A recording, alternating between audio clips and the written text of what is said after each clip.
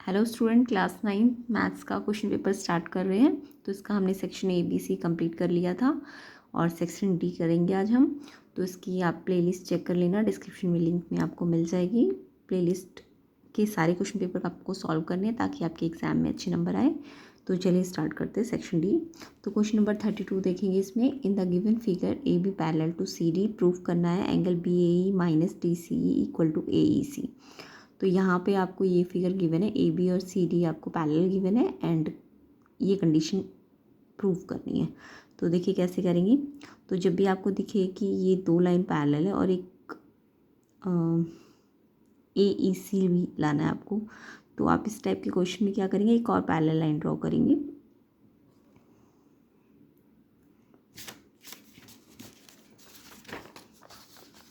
तो देखिए ये आपको ए बी सी डी के पैरेलल गिवन है और निकालना क्या है, ए ई सी। ए ई सी आपको बोला है प्रूव कीजिए कि B A E minus D C E, B A E minus D C ई, यानी ये एंगल किसके बराबर आना चाहिए, ये माइनस ये है ना।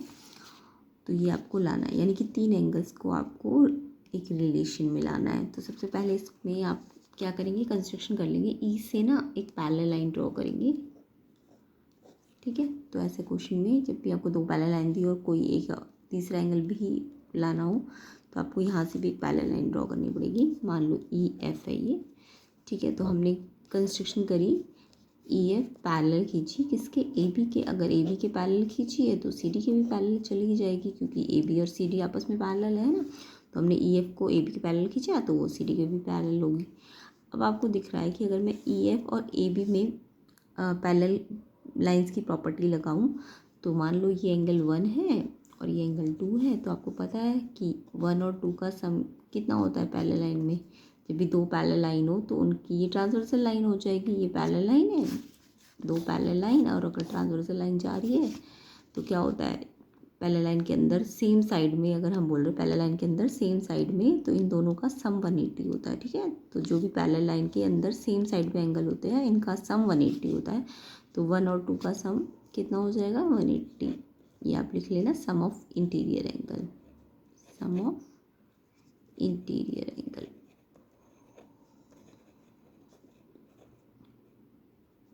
ठीक है। अब आपको 1 और 2 180 हो गया। नेक्स्ट आप अब ये वाली लाइन भी तो पैरेलल ले सकते हो आप, है ना। तो ये पैरेलल अगर अभी मैंने क्या लिया है, ई एफ सी डी के पैरेलल, सॉरी ए बी के। अब हम ले सकते ई एफ सी डी के भी पैरेलल है। तो यहाँ पे देखो ई एफ जब सी डी के पैरेलल, अब ट्रांसवर्सल ये नहीं है, अब ट्रांसवर्सल ये है, दोनों में से होकर जा रही है ये वाली ट्रांसवर्सल। तो सी ई ट्रांसवर्सल लाइन है। तो अब की बार ई एफ से लेके सी ई तक का कौन सा एंगल बन रहा है इस लाइन में, एंगल 1 तो यहाँ से यहाँ तक था ना, इस ट्रांसवर्सल लाइन तक। अब ये यहाँ से शुरू होकर यहाँ तक लेना है, ठीक है। तो इसका नाम क्या है, एफ ई सी। इस ट्रांसवर्सल, इस पैरेलल लाइन से लेके ट्रांसवर्सल लाइन तक, यानी ये अभी तो हमने ये वाली पैरेलल जब ली थी, तो यानी कि इस पैरेलल, इस लाइन से लेके इस ट्रांसवर्सल लाइन तक, तो इनका सब। अब की बार ये वाली इसके साथ लिए ना, तो ये वाली ट्रांसवर्सल लेनी है, तो यानी इस पैरेलल लाइन से इस ट्रांसवर्सल तक ये वाला एंगल और ऐसे ये वाला एंगल, इसको 3 मान लो। तो एंगल 3, इनका सम भी कितना हो जाएगा, 180, है ना। अब एफ ई सी आपको दिख रहा है, एफ ई सी ये और ये दोनों मिला के है ना। तो हम यहाँ पे लिख सकते हैं एफ ई सी क्या है, एंगल 1 प्लस ए ई सी। तो एफ ई सी की जगह आप लिख सकते हो एंगल 1 प्लस, पूरा एफ ई सी किससे बना है, ये वाला एंगल प्लस ये एंगल। ये एंगल तो हमने 1 नाम दिया, ये नाम तो हमें पता है ना, ए ई सी है। तो ये पूरा एंगल दो एंगल से बना है, ये प्लस ये। तो A E C plus angle 3 equals to 180। अब आपको देखो ये आपकी फर्स्ट इक्वेशन थी और ये आ गई आपकी सेकेंड इक्वेशन, ठीक है। अब आपको फर्स्ट और सेकंड में से दिख रहा है कि ये वाली साइड भी 180 है और ये वाली साइड भी 180 है। तो दोनों जब 180 है, ये भी और वो भी, तो हम ये लेफ्ट हैंड साइड इस लेफ्ट हैंड साइड की क्या कर सकते हैं, इक्वल कर सकते हैं ना, क्योंकि राइट हैंड साइड तो इनकी इक्वल है। तो हम बोलेंगे from first and second angle 1 + 2 equal है, यानी ये वाला एंगल ये पूरे के इक्वल हो जाएगा। Angle 1 + AEC plus angle 3। अब 1 तो दोनों में तो कट जाएगा, इक्वल की साइड जब दोनों साइड सेम हो और साइन भी सेम हो, यानी आप 1 को यहाँ प्लस है यहाँ लाओगे तो माइनस हो जाएगा ना, यानी कट जाएगा। अब ये 2 का नाम क्या था हमारा? 2 का नाम है हमारा BAE। ये 2 एंगल का नाम क्या है? BAE। और 3 का नाम क्या है? DCE। तो हम AEC को तो यही रहने देते हैं, AEC। इस 3 को वहाँ ले जाएंगे तो 2 - 3 और फिर इनका नाम लिख दो। 2 का नाम क्या है? BAE माइनस, और 3 का नाम क्या है? DCE। एंगल 2 का नाम है BAE और 3 का नाम है DCE। इक्वल्स टू किसके आ गया? AEC। ठीक है, ये तो आपको प्रूव करना था, BAE माइनस DCE = AEC। ठीक है, तो ये आपका प्रूव हो जाएगा। तो ऐसे करके आपको पैरेलल लाइन की प्रॉपर्टीज़ लगानी है। नेक्स्ट क्वेश्चन देखिए, ये आपका NCERT के अंदर से ही है क्वेश्चन, एग्जाम्पल में से इंपॉर्टेंट क्वेश्चन है ये। In the given figure AB parallel to CD, AB CD line के पैरेलल है और ट्रांसवर्सल लाइन ये है और ये ENF पे काट के जा रही है। If EP and FQ are the bisector of angle AEF and FEFD, ये EP और FQ बाइसेक्टर है इन दो एंगल्स के, और आपको EP और FQ जो बाइसेक्टर्स है ना, इनको पैरेलल प्रूव करना है। तो इंपॉर्टेंट क्वेश्चन है NCERT का ये। तो यहाँ पे देखिए ऑलरेडी हमें ये लाइन पैरेलल गिवन है, AB और CD है ना, और ये ट्रांसवर्सल लाइन है। कभी भी दो पैरेलल लाइन को कोई ट्रांसवर्सल लाइन काट के जाती है तो मैंने आपको बोला है ना कि या तो उसके अल्टरनेट बराबर करो। अल्टरनेट कौन से वाले होते हैं? पैरेलल लाइन के जो अंदर एक एंगल इधर है तो ये इधर होगा, तो ये इसके इक्वल होता है। ऐसे ये वाला एंगल इसके इक्वल होता है, तो ये अल्टरनेट इंटीग्रल कहते हैं। पैरेलल लाइन के अंदर क्रॉस में जो एंगल बनते हैं, ये वाला एंगल इसके बराबर, ये वाला एंगल इसके बराबर। ठीक है, तो लाइन जब पैरेलल होती है तो ये एंगल बराबर होते हैं, ये वाला इसके और ये वाला इसके। तो हमें भी ये पैरेलल लाइन गिवन है, तो हम पहले तो इन दो पैरेलल लाइन का यूज़ करेंगे, AB और CD पैरेलल लाइन्स का। तो हम बोलेंगे इसका ये वाला एंगल देखो पैरेलल लाइन में इस पैरेलल लाइन से शुरू होगा और इस ट्रांसवर्सल लाइन तक आएगा, तो ये वाला एंगल, इसका नाम क्या है? AEP बराबर किसके है? अब इस वाले का इधर बन रहा है तो इस वाले का इधर बनना चाहिए ना, अल्टरनेट पैरेलल लाइन के अंदर होना चाहिए, इधर से इस ट्रांसवर्सल तक और इधर से इस ट्रांसवर्सल, मतलब इस ट्रांसवर्सल से इधर तक पैरेलल लाइन तक। तो इसका नाम क्या है? EFD। तो ये तो हमें पैरेलल लाइन दी है तो अल्टरनेट हमारे बराबर होते हैं, हमें पता है, जब भी लाइन पैरेलल हो। अब हमें ये वाला लाइन अगर पैरेलल करनी है तो हमें ये दो लाइन अगर पैरेलल करनी है तो हमें ये दिख रहा है इन दो पैरेलल लाइन को कौन सी लाइन काट के जा रही है? ये वाली लाइन है ना। तो यानी अगर हम ये एंगल इसके बराबर कर दें अल्टरनेट, तो लाइंस क्या हो सकती है? पैरेलल, क्योंकि जब लाइन पैरेलल होती है तो हमें पता है अल्टरनेट बराबर होते हैं। और अगर हम अल्टरनेट बराबर कर दें इनके, ये वाले का इस वाली पैरेलल लाइन के अल्टरनेट, ये और ये बनेंगे ना, पूरा नहीं बनेगा, ये आधा और ये भी आधा बनेगा। तो अगर ये अल्टरनेट बराबर हो जाए किस तरीके से, तो लाइंस क्या हो जाएंगी? पैरेलल हो जाएगी।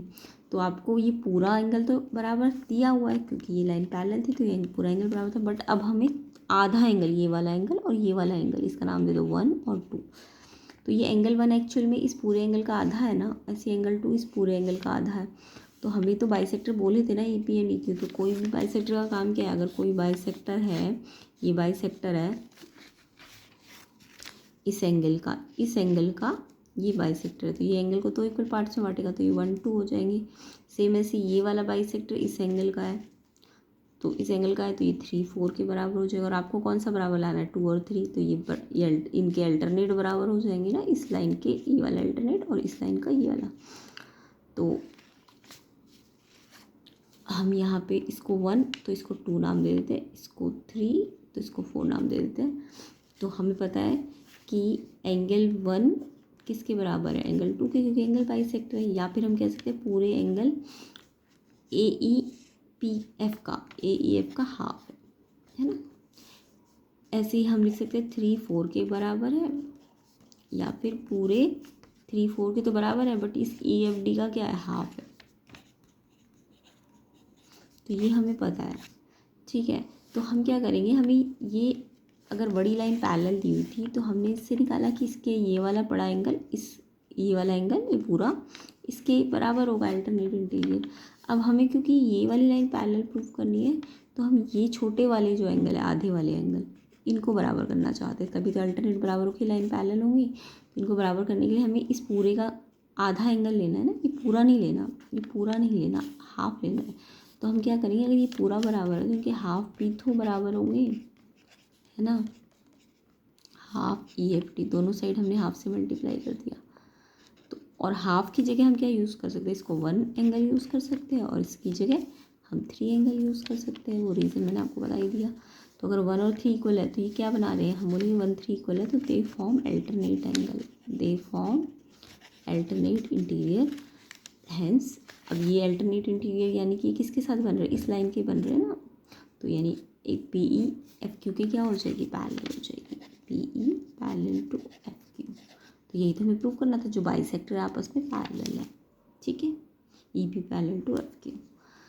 नेक्स्ट क्वेश्चन नंबर 33 देखेंगे। A right angle triangle with side 3 4 is revolve around its hypotenuse, find करना है वॉल्यूम ऑफ डबल कोन दस जनरेटेड।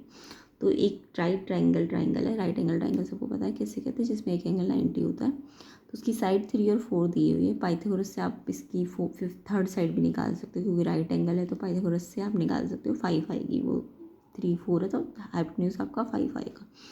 अब इसको हमने क्या किया, हाइपोटेन्यूज से रिवॉल्व किया है और फिर जब हाइपोटेन्यूज से रिवॉल्व करेंगे ना तो एक डबल कोन मिलेगा, उसको आपको वॉल्यूम निकालना है। तो इस टाइप का क्वेश्चन जब आप हाइपोटेन्यूज से रिवॉल्व करते हो तो डबल कोन बनता है। बट कई बार क्वेश्चन में हाइपोटेन्यूज से रिवॉल्व ना करके बोलेंगे 3 साइड से रिवॉल्व किया या 4 वाली साइड से रिवॉल्व किया। तो मैं तीनों केस बता देती हूँ कि जब 3 से बोलेंगे रिवॉल्व किया तो कोन का वॉल्यूम कैसे निकलेगा, 4 से रिवॉल्व किया तो कोन का वॉल्यूम कैसे निकलेगा, या फिर हाइपोटेन्यूज से कैसे रिवॉल्व किया तो कोन का वॉल्यूम कैसे निकलता है। इंपॉर्टेंट क्वेश्चन है ये। तो देखिए अगर एक ये राइट सर्कुलर कोन है, राइट एंगल बोलता है, ये राइट एंगल तो सबको बनाना आता है ना। यहाँ 3 है, ये 4 है, तो हाइपोटेन्यूज कितना होगा, ये पाइथागोरस से आप निकाल सकते हो, 5 आएगा। तो आपको 3 4 दिया है तो ये अंडरस्टूड है कि हाइपोटेन्यूज 5 आएगा, वो निकाल के भी देख लेना है। पाइथागोरस क्या होती है, ये 3 का स्क्वायर प्लस 4 का स्क्वायर इक्वल टू हाइपोटेन्यूज का स्क्वायर, है ना। ये तो सबको आती करनी। राइट एंगल ट्राइंगल है तो 3 और 4, आपको 3 और 4 बोला है और हाइपोटेन्यूज नहीं बोला था, यानी हाइपोटेन्यूज आपको निकालना है। तो 3 का स्क्वायर प्लस 4 का स्क्वायर, परपेंडिकुलर का स्क्वायर प्लस बेस का स्क्वायर इक्वल टू हाइपोटेन्यूज का स्क्वायर होता है पाइथागोरस। 9 4 4 जा 16 इक्वल टू हाइपोटेन्यूज स्क्वायर। तो हाइपोटेन्यूज स्क्वायर यहीं रहेगा, ये यहाँ प्लस हो जाएगा 25। अब ये स्क्वायर है तो यहाँ पे रूट, यहाँ का स्क्वायर हट के यहाँ रूट लग जाएगा और रूट 25 तो सबको पता है। तो यही हमें हाइपोटेन्यूज 5 मिल गया, ठीक है। वैसे भी अंडरस्टूड है, जब ये 3 4 होता है तो हाइपोटेन्यूज 5 आता है। अब मैं आपको तीनों केस से क्वेश्चन बता देती हूँ। अगर मान लो क्वेश्चन में आया कि आपने इसको 3 से रिवॉल्व किया है, ठीक है।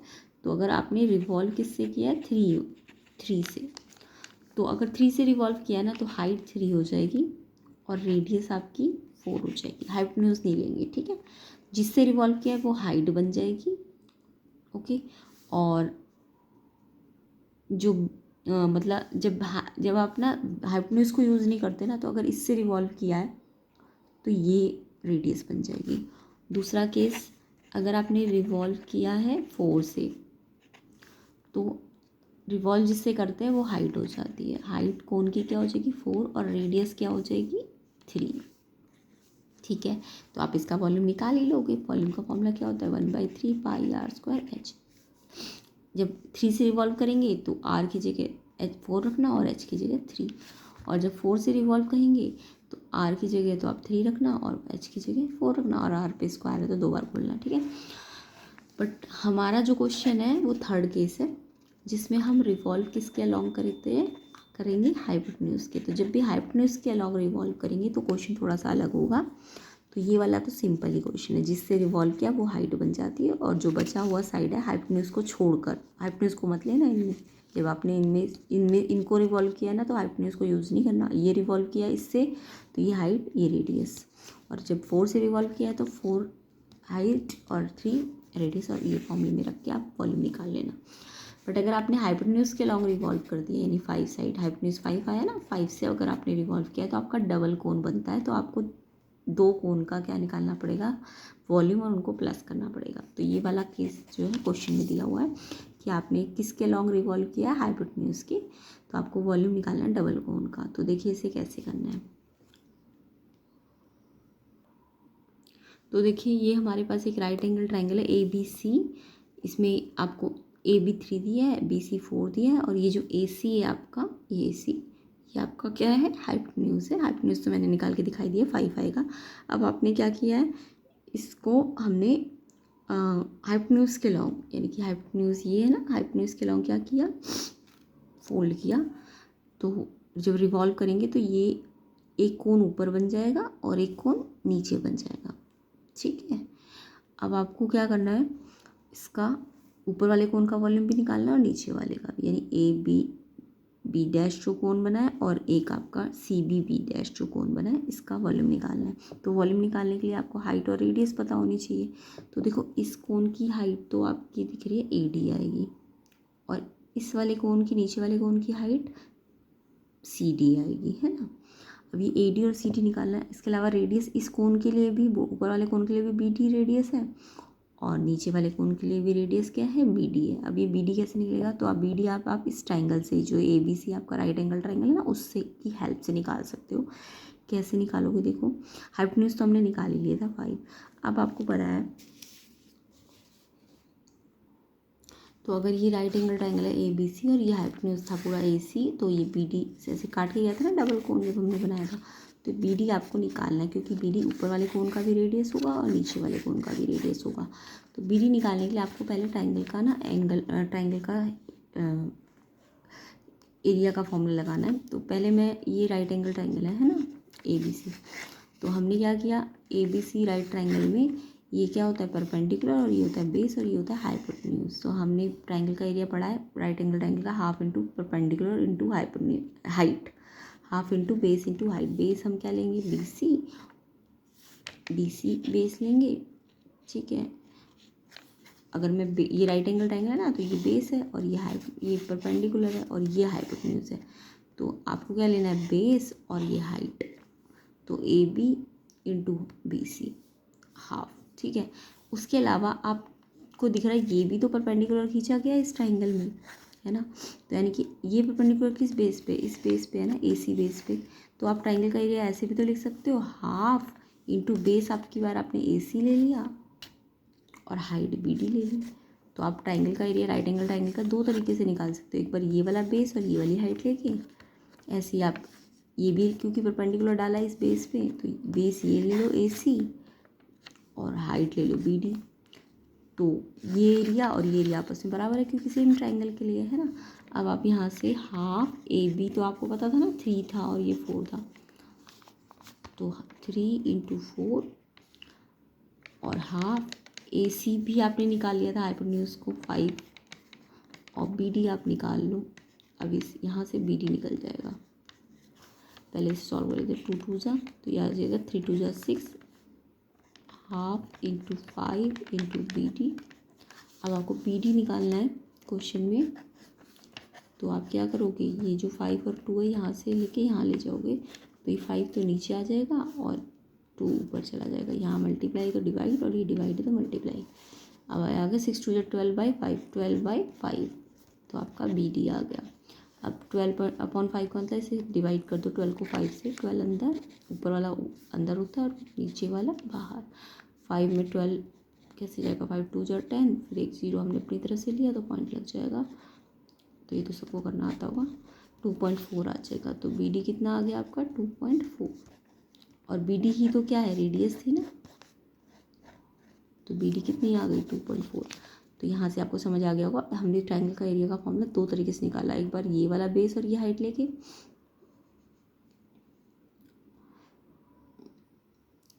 ठीक है, और एक बार दूसरा BD रेडियस को लेके, जब हाइट क्या थी AC, यहाँ पे BC लिखने गलत है, तो BD यहाँ से आ गया हमारा 2.4। अब आप क्या लगा दो, वॉल्यूम ऑफ डबल कोन का फॉर्मूला, एक बार ऊपर वाला वॉल्यूम और एक बार नीचे वाला। तो ऊपर वाले वॉल्यूम की हाइट चेंज है h1 और नीचे वाले वॉल्यूम की हाइट भी चेंज है h2। ठीक है, ये दिख रहा है ना आपको। ऊपर वाले कोन में AD हाइट है और नीचे वाले कोन में DC हाइट है, बट रेडियस दोनों की BD है। बी डैश तो पूरा डायमीटर है ना, तो BD आपकी रेडियस है, रेडियस हमने निकाल ली है। और इसकी हाइट और इसकी हाइट हमें नहीं मालूम, बट वो ज़रूरत नहीं पड़ेगी, डायरेक्ट फॉर्मूला लगा देना। तो दोनों कोन का रेडियस तो दोनों की सेम है, 1/3 पाई आर स्क्वायर, तो सबका दोनों का सेम है, बट h1 इसकी है और इसकी हाइट h2 है। तो आप 1/3 पाई आर स्क्वायर को क्या ले सकते हो, कॉमन ले सकते हो। तो अंदर इसमें से h1 बचेगा, इसमें से h2 बचेगा, है ना। अब यहाँ h1 हमारा AD है और h2 हमारा DC है, और इसको मिला के पूरा AC बन गया ना। जब हम इन दोनों को प्लस कर देंगे कॉमन लेके, पहले हमने कॉमन ले लिया 1/3 पाई आर स्क्वायर, फिर अंदर क्या बचा AD प्लस DC, और AD प्लस DC पूरा AC तो है, तो AC हाइपोटेन्यूज कितना है 5 है ना। तो AD प्लस DC की जगह हमने AC कितना रख दिया 5, और रेडियस हमने निकाल ही ली थी 2.4, उस पर स्क्वायर है, और पाई की वैल्यू 3.14 1/3। तो ऐसे करके आपने दोनों कोन का वॉल्यूम का फॉर्मूला लगाना है। इसमें हाइट बस चेंज रखनी है, और इन दोनों हाइट का टोटल करोगे तो वो AC हाइपोटेन्यूज आ जाएगा। और फिर इसे सॉल्व कर लेना। इसको सॉल्व करने का मतलब 2.4 को 2 बार लिखना, 2.4 इंटू 2.4, और फिर 3 से तो 2.4 एक कट जाएगा और दूसरा 2.4 बचेगा। सबको जो जो ऊपर बचेंगे उनको मल्टीप्लाई करोगे तो 30.14 सेंटीमीटर क्यूब इसका वॉल्यूम आ जाएगा। ये आप कैलकुलेशन करके देख लेना। और अगर इसी क्वेश्चन में आपको डबल कोन का सरफेस एरिया निकालने को कह देते, तो सरफेस एरिया क्या होता है, pi r L1 plus pi r L2। Surface area क्या होता है L1 प्लस L2 ना, मतलब L1 आता है। तो L1 आपका कितना है, तो देखो यहाँ पे इस कोन की स्लैंट हाइट कैसे निकलेगी। ये कोन है ना, ये ऊपर वाला कोन, इसकी स्लैंट हाइट तो ये दिख ही रही है, ये AB डैश ही तो स्लैंट हाइट है, या फिर AB। तो ये तो निकालने की भी ज़रूरत नहीं है, स्लैंट हाइट 3 दी हुई है, और नीचे वाले कोन की स्लैंट हाइट 4 है। तो pi r L1 plus pi r L2, L1 एक की 4 है और एक की 3 है। फिर ये भी निकाल लेना। तो पाई और आर की वैल्यू रखना 2.4, और ये L1 L2 को ऐड किया तो 7, तो आंसर 52.75 आ जाएगा। तो ये निकालने को नहीं बोला, एक्स्ट्रा है, तो ये आप देख लेना अच्छी तरह से। ठीक है, आपको सिर्फ इतना पूछा था, तो ये आ गया 30.14 सेंटीमीटर क्यूब। तो आई होप ये डबल कोन वाला क्वेश्चन आपको समझ आ गया होगा। बाकी अगर हाइपोटेन्यूज से घुमाएंगे तभी डबल कोन बनेगा, अदरवाइज तो मैंने बता दिया, अगर सिर्फ आप 3 के लॉन्ग रिवॉल्व करेंगे तो हाइट 3 रखना, रेडियस 4, ये फॉर्मूला लगा देना, सिंगल कोन का फॉर्मूला। यहाँ पे अगर 4 से रिवॉल्व किया तो हाइट 4 और रेडियस 3, तब भी आपको सिंगल कोन का ही फॉर्मूला लगाना। लेकिन जब हाइपोटेन्यूज के लॉन्ग रिवॉल्व करते हैं तब हमें डबल कोन का फॉर्मूला लगाना होता है। ठीक है, तो ये सारे स्टेप आपको समझ आ गए होंगे। आगे क्वेश्चन देखते हैं।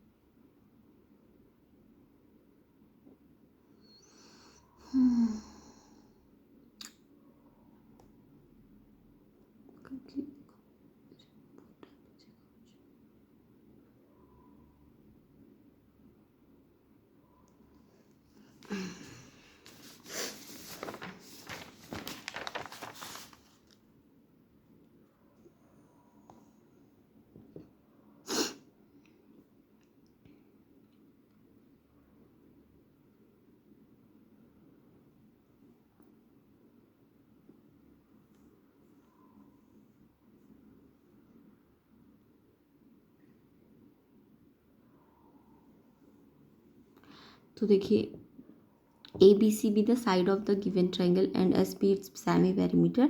मान लो ए बी सी साइड है किसी ट्राइंगल की और सेमी पेरीमीटर आप अगर निकालोगे, अगर ए बी सी साइड होती तो A plus B plus C by two उसका सेमी पेरीमीटर हो जाता है ना। लेकिन आपको एरिया भी आपको पता है, हीरोन फॉर्मूला लग जाता है, S S minus A S minus B S minus C. तो ये हीरोन फॉर्मूला अगर ट्राइंगल की साइड ए बी सी होती। बट क्वेश्चन में क्योंकि साइड को 2a 2b 2c बोल दिया, डबल कर दी है ना, तो इसका जो सेमी पेरीमीटर नया वाला निकालोगे एस डैश, वो कैसे आएगा, 2a plus 2b plus 2c by 2 हो जाएगा है ना। Perimeter 2a plus 2b plus 2c और उसका हाफ कर दो, तो यहाँ से 2 कॉमन आ जाएगा ना, 2a 2b 2c में से 2 कॉमन आ जाएगा और अंदर क्या बचेगा, a प्लस बी प्लस सी, और 2 जो कॉमन आएगा वो 2 से नीचे वाला 2 से कट जाएगा, तो यानी कि इसका semi perimeter a plus B plus C हो जाएगा। तो अगर एक नंबर का क्वेश्चन आए ना कि अगर पुराना जो ट्राइंगल था उसकी साइड ए बी सी और अगर डबल साइड कर दी हमने, हर एक साइड को डबल कर दिया, तो सेमी पेरीमीटर में क्या चेंज आएगा, तो सेमी पेरीमीटर एक्चुअल में जो पुराने वाले का पेरीमीटर था ना ए प्लस बी प्लस सी, वही इस नए वाले का क्या बन जाता है, सेमी पेरीमीटर बन जाता है। ठीक है, क्योंकि 2 कॉमन आ गया ना, 2a 2b 2c में से, तो 2 से 2 कट जाएगा। फिर उसके बाद आपको यानी कि आपको दिख रहा है S dash A plus B plus C, जबकि ये कितना था, A plus B plus C by 2 था। तो यानी कि जो एस डैश है पुराने एस का डबल आ रहा है ना, जो नया एस है वो पुराने एस का क्या आ रहा है, डबल आ रहा है, क्योंकि वो तो A plus B plus C by 2 था, तो ये तो उसका डबल आया ना, A plus B plus C, यानी पुराना वाला डबल है नए वाले का, नया वाला पुराने का डबल है। अब फिर से हम एरिया ऑफ न्यू ट्रायंगल लगाएंगे तो हीरोन फॉर्मूला लगाएंगे, तो अब यहाँ पे एस डैश नए वाला रखेंगे है ना, और नई साइड रखेंगे 2a 2b 2c। तो यहाँ पे एस डैश 2s के बराबर आया ना, तो यहाँ जहाँ जहाँ एस डैश होगा वहाँ पे हम 2s पुट कर देंगे। अब इन दोनों में से भी 2 कॉमन आ जाएगा, इसमें से भी बाहर 2 आ जाएगा, इसमें से भी बाहर 2 आ जाएगा, तो कितने 2 बाहर आ जाएंगे, 1 2 3, तो यानी कि 2 जो 4 2 जो 8, और एक 2 ऑलरेडी बाहर था, ये वाला एस डैश भी तो 2s था, तो ये 16s हो जाएंगी, और अंदर अगर 2 बाहर कॉमन ले लिया तो ये s minus A S minus B S minus C तो बचेगा अंदर। अब ये 16 रूट के अंदर है, तो 16 रूट के अंदर अगर इनटू में है तो ये 4 का स्क्वायर रूट होता है ना 16, तो 4 बाहर आ जाएगा, और ये एज इट इज़ अंदर आ जाएंगे। और ये वाला जो एरिया है, ये वाला S minus A S minus B S minus C, actual में पुराने वाले का ही तो एरिया था है ना, बस एक्स्ट्रा क्या आया पुराने वाले में से 4 एक्स्ट्रा आया, तो यानी कि 4 टाइम ऑफ एरिया पुराने ट्राइंगल का। तो अगर हम पुराने यानी कि नया वाला 4 टाइम्स है पुराने वाले का, तो रेशो क्या आ जाएगा, 4:1 है ना। नेक्स्ट क्वेश्चन देखते हैं। नेक्स्ट क्वेश्चन देखते हैं 35। Find the roots of polynomial. Polynomial है आपका 2x³ plus X square minus 7x minus 6। तो जब भी देखो आपको क्यूबिक पॉलिनोमियल दिया हो, कैसे पता चल रहा है क्यूबिक है, क्योंकि इसकी हाईएस्ट पावर कितनी है, 3 है ना, x की पावर 3 मैक्सिमम है, तो इसकी डिग्री 3 है, क्योंकि डिग्री 3 है तो इसका नाम क्या होगा, क्यूबिक। तो जब भी आपको कोई पॉलिनोमियल दिखे जो हाईएस्ट पावर होती है, जिस एक्स की पावर 3 मैक्सिमम है ना, तो ये इसकी डिग्री है, डिग्री 3 मतलब क्यूबिक है। और क्यूबिक के रूट्स का मतलब एक्स की वैल्यू निकालनी है आपको, या सोल्यूशन निकालनी है, रूट्स मतलब सोल्यूशन या एक्स की वैल्यू। ठीक है, तो इस पॉलिनोमियल की एक्स की वैल्यू निकालनी है, इसका सोल्यूशन निकालना है। तो जब भी क्यूबिक होता है तो उसको सोल्यूशन निकालने का कुछ मेथड होता है, वो मेथड देख लेते हैं। तो सबसे पहले आपको ये क्यूबिक पॉलिनोमियल गिवन है 2x³ plus X square minus 7x minus 6। सबसे पहले हम इसकी कांस्टेंट टर्म को देखते हैं। ये कांस्टेंट टर्म जिसके पास कुछ नहीं होता है ना, x b cube x square x कुछ, एक्स क्यूब का तो कॉफिशिएंट 2 है, एक्स स्क्वायर का कॉफिशिएंट 1 है, एक्स का कॉफिशिएंट -7 है, बट ये टर्म है जिसके पास कोई एक्स नहीं है ना, तो इसको कांस्टेंट टर्म कहते हैं। तो इस कांस्टेंट टर्म के हम क्या करेंगे, फैक्टर देखेंगे। यानी ये 6 किस टेबल में आता है, देखो ये 1 के टेबल में आता है, 2 में आता है, 3 के 6, तो ये 1 2 3 6 इसके क्या है, फैक्टर्स है ना। 6 किस टेबल में आता है, 1 में 2 में 3 में और अपने टेबल में। तो ये फैक्टर प्लस भी हो सकता है, माइनस भी हो सकता है, प्लस भी हो सकता है, माइनस भी हो सकता है, प्लस भी हो सकता है, माइनस भी हो सकता है, प्लस माइनस। ठीक है, तो इसके जो फैक्टर है वो हमने सारे लिख दिए। अब हम क्या करेंगे, एक एक फैक्टर ना इस पॉलिनोमियल में पुट करेंगे एक्स की जगह पे। तो सबसे पहले हम +1 रखते हैं, तो जहाँ पॉलिनोमियल में एक्स है एक्स की जगह 1 रखेंगे, जहाँ जहाँ एक्स होगा वहाँ पे हम 1 रख देंगे ब्रैकेट में। 2x की जगह 1 का क्यूब, x की जगह 1 का स्क्वायर 7, x की जगह 1 6। अब ये देखो 1 का क्यूब यानी 1, 1 का क्यूब करोगे तो 1 ही आएगा ना, 1 इंटू 1 1 आएगा, और 2 से मल्टीप्लाई करोगे 2 आ जाएगा, 1 का स्क्वायर 1 आएगा तो ये +1 आ जाएगा। 7 1 से क्या हो रहा है, मल्टीप्लाई हो रहा है ना, बीच में कोई साइन नहीं है इनके, तो ये मल्टीप्लाई हो रहा है, तो 7 × 7 मल्टीप्लाई में एक माइनस तो माइनस लग गया, ये -6 एज इट इज़। अब ये देखो प्लस के 3 है और माइनस के कितने हैं 13 है, क्या इसको प्लस माइनस करके 0 आ रहा है, नहीं आ रहा है, तो यानी कि ये तो 1 जो है ना x = 1 इसका फैक्टर नहीं है। अब हम 1 की जगह -1 रख के देखेंगे, यानी ये सारे अगर ये -1 रख के भी 0 नहीं आया ना तो हम +2 रख के देखेंगे, फिर +2 रख के भी अगर 0 नहीं आया, इसको सॉल्व करके रिमाइंडर 0 नहीं आया तो फिर हम ये नेक्स्ट वाला रख लेंगे, तो हम -1 रख लेते हैं अभी। तो जहाँ जहाँ x है यहाँ पे हमने -1 रख लेना है, सेम ऐसे ही। अब देखो -1 को 3 बार खोलोगे तो -1 जब 3 बार खोलोगे तो 1 × 1 × 1 तो 1 तो आएगा, लेकिन माइनस अगर 3 बार है तो माइनस का साइन लगेगा ना, तो ये इसके साथ क्या हो रहा है, पहले पावर खोलो फिर मल्टीप्लाई करो, ये इसके साथ मल्टीप्लाई हो रहा है, 2 × 1 = 2 माइनस का आ जाएगा, एंड -1 को 2 बार खोलोगे तो मल्टीप्लाई में पावर 2 है तो प्लस का हो जाएगा, 1 × 1 प्लस का आएगा। 7 को -1 से मल्टीप्लाई करो तो 7 × 7 और 2 माइनस है मल्टीप्लाई में तो प्लस हो जाएगा, एंड ये एज इट इज़।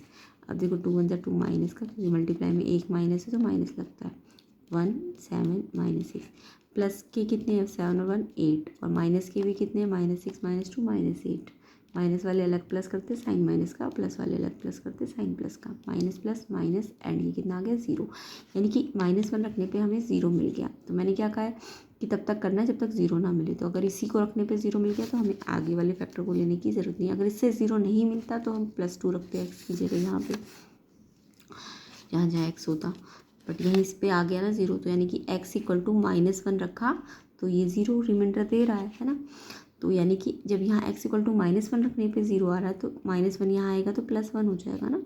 अगर ये 1 रखने पे 0 दे देता तो x = 1, यानी कि फिर x -1 आंसर आता, यहाँ पे x = -1 पे आया ना, तो -1 यहाँ आके प्लस हो जाएगा, यानी x + 1 आपका पॉलिनॉमियल का क्या है, फैक्टर है।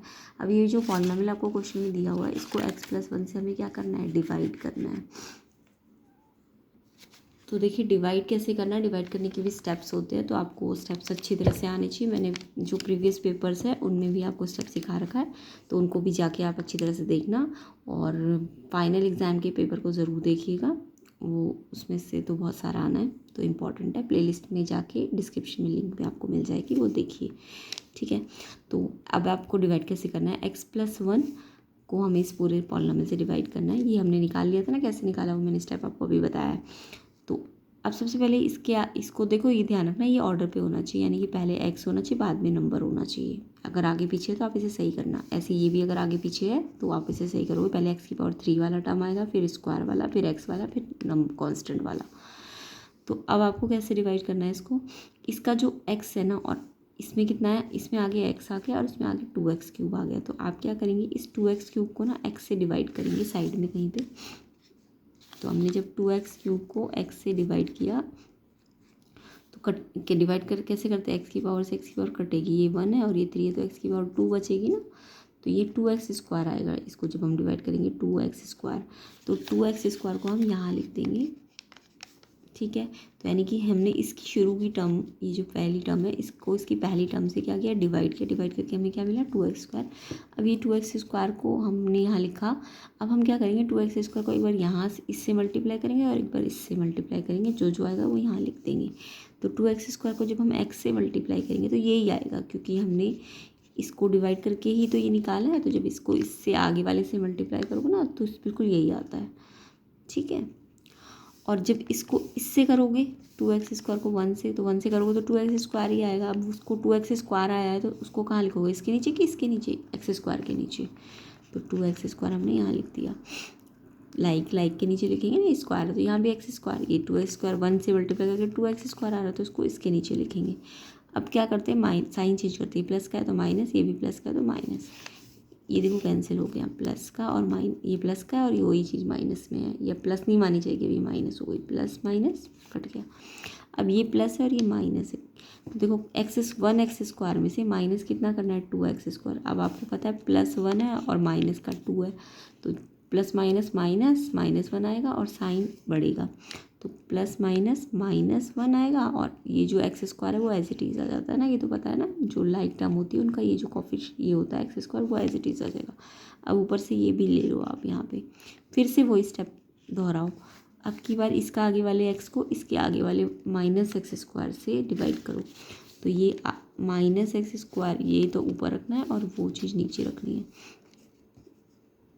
अब एक्स से x² को काटो, क्या डिवाइड करोगे तो ये पावर 2 से पावर 1 कटेगा, एक पावर ऊपर बच जाएगा, है ना। तो माइनस का ये माइनस ध्यान रखना, यहाँ माइनस है तो इसमें भी माइनस आएगा, तो ये -x1 x की पावर 1 का तो x होता है, तो -x बचा वो आप यहाँ लिख दोगे। अब ये -x को जब आप इससे मल्टीप्लाई करोगे तो यही आ जाएगा बिल्कुल, बट ये -x को जब 1 से मल्टीप्लाई करोगे तो 1 को x से मल्टीप्लाई करोगे x आएगा, x को x के नीचे लिखोगे, यहाँ माइनस है यहाँ प्लस है, तो साइन किसका आएगा मल्टीप्लाई में, अगर एक ही माइनस है तो माइनस लग जाएगा।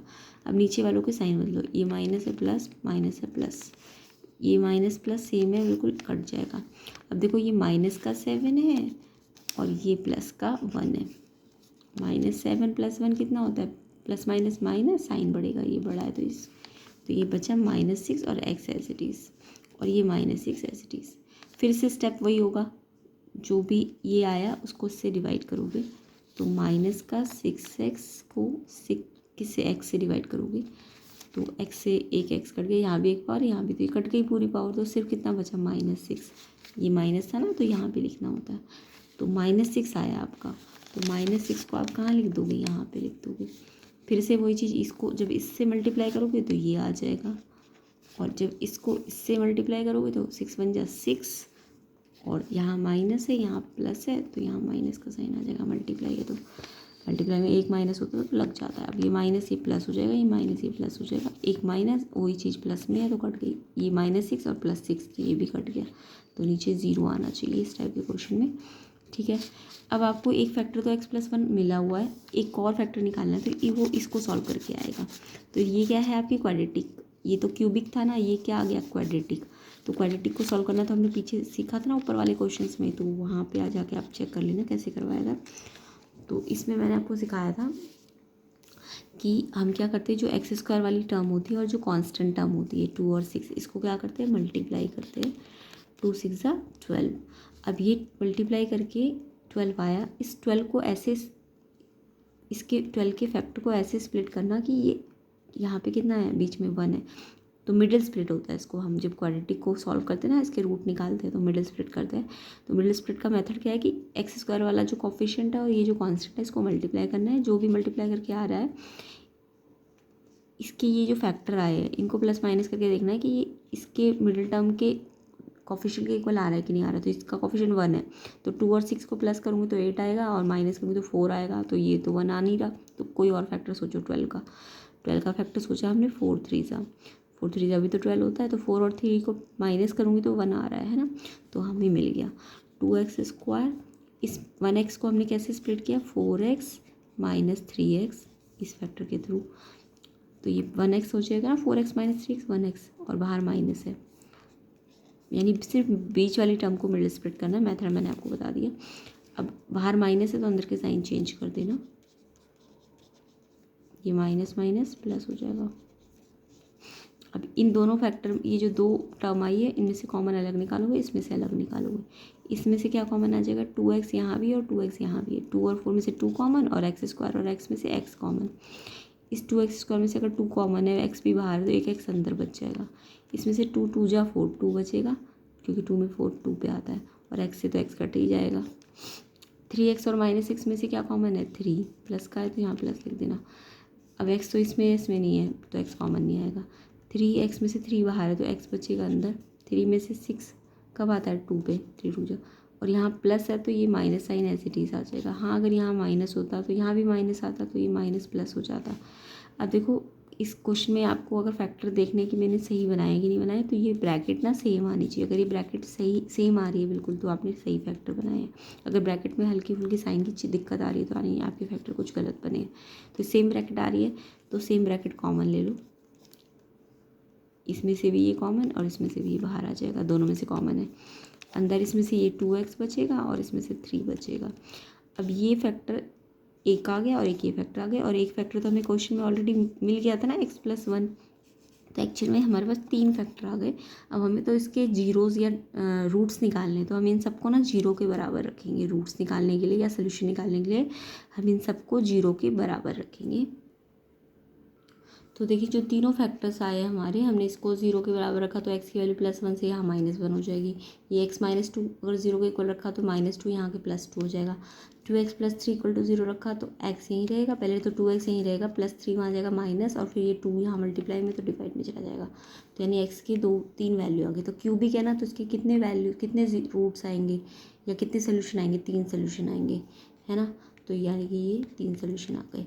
तो इसी क्वेश्चन में हमने क्यूबिक भी सीख लिया, और इसी में हमने क्यूबिक को तो सीख लिया ना स्टेप। सबसे पहला स्टेप था हमारे पास कि हम इसमें ये जो इसके फैक्टर्स आते हैं उनमें से फैक्टर पुट करते जाते हैं तब तक जब तक जीरो ना आ जाए। जब जीरो आ जाता है तो हमें ये फैक्टर x = -1 मिल जाता है, जिससे -1 यहाँ आके प्लस हो जाता है। अगर यहाँ 1 पे जीरो आ जाता, यहाँ पे जीरो आ जाता, तो हम x = 1 यानी x - 1 फैक्टर हो जाता है इसका, ठीक है, पॉलिनॉमियल का। बट अभी -1 रख के जीरो आया तो ये -1 यहाँ आया तो x+1 फैक्टर हो जाता है। अब अगर x+1 फैक्टर हो जाता है तो इसको इससे डिवाइड कर देना। वो डिवाइड के प्रोसेस मैंने आपको स्टेप बता दिए। तो ये जो यहाँ आएगा ये क्वाड्रेटिक आएगा। क्वाड्रेटिक को सॉल्व करना भी हमने सीख लिया, कैसे मिडिल स्प्लिट की जाती है। तो ये 3 फैक्टर आ जाएंगे। इन तीनों फैक्टर को आप जीरो के, एक बार इसको जीरो के इक्वल रखो, एक बार इसको, तो x ही आपके पास ये 3 वैल्यूज़ आ जाएंगी। तो ये इसका क्या होगा, आंसर होगा, ठीक है। तो इस तरीके से हम कोई भी क्यूबिक पॉलिनॉमियल दिया हो तो उसके क्या करते हैं, रूट्स निकालते हैं या फिर सॉल्यूशंस निकालते हैं या फैक्टराइज करते हैं। तो क्यूबिक को फैक्टराइज करना आपको आ गया होगा। तो ये सारे क्वेश्चंस हमने जो समझे इसकी प्रैक्टिस कीजिए अच्छी तरीके से, और इसका सेक्शन ही हम नेक्स्ट क्लास में कर लेंगे।